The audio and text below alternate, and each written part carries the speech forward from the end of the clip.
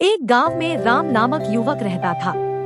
वह अपने पिता के साथ कृषि कार्यों में सहायक था और उनकी मदद से अपने परिवार की आर्थिक दशा में सुधार करने का प्रयास कर रहा था।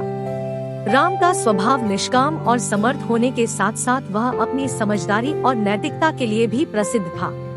उसी गांव में एक सुंदर सी स्त्री सीता नाम की रहती थी। सीता भी समझदार और अच्छी आदतों वाली थी।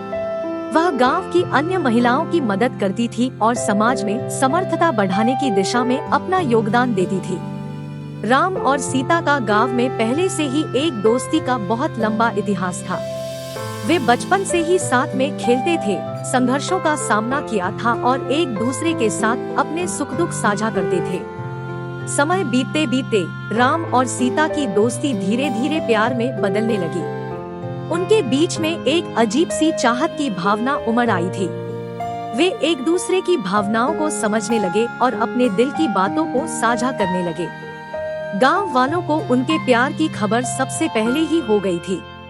वे दोनों के प्यार की प्रेरणा लेकर उनके प्रेम की सराहना करते थे। इसके बावजूद कुछ लोगों की आंखों में इस संबंध के प्रति विराग भी था। उन्हें यह सही नहीं लगता था कि एक गांव में स्त्री और पुरुष के बीच इतनी गहरी दोस्ती या प्रेम की संभावना हो सकती है। लेकिन राम और सीता ने समाज की रूढ़िवादी सोच को तोड़ते हुए एक दूसरे के साथ अपने जीवन की प्रेरणादायक यात्रा जारी रखी। उन्होंने एक साथ मिलकर अपने गांव की समस्याओं का समाधान करने का प्रयास किया, महिलाओं की स्थिति में सुधार करने के लिए कई अभियान चलाए और आम जनता को उनके साथ खड़ा होकर समाज में परिवर्तन लाने की प्रेरित की।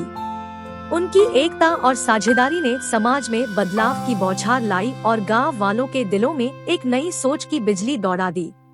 राम और सीता ने दिखाया कि स्त्री और पुरुष एक दूसरे के साथ मिलकर समाज को सुधारने में सक्षम है और उनका साथ देने से समृद्धि हो सकती है। इस कहानी से हमें यह सीखने को मिलता है कि स्त्री और पुरुष का साथ मिलकर किसी भी कार्य में सफलता पाई जा सकती है, चाहे वो सखा साथी की दोस्ती हो या प्यार। समाज में बदलाव लाने के लिए सबको एक साथ कदम मिलाना चाहिए और यह सिर्फ स्त्री और पुरुष के बीच की दोस्ती या प्यार को समर्थ बना सकता है।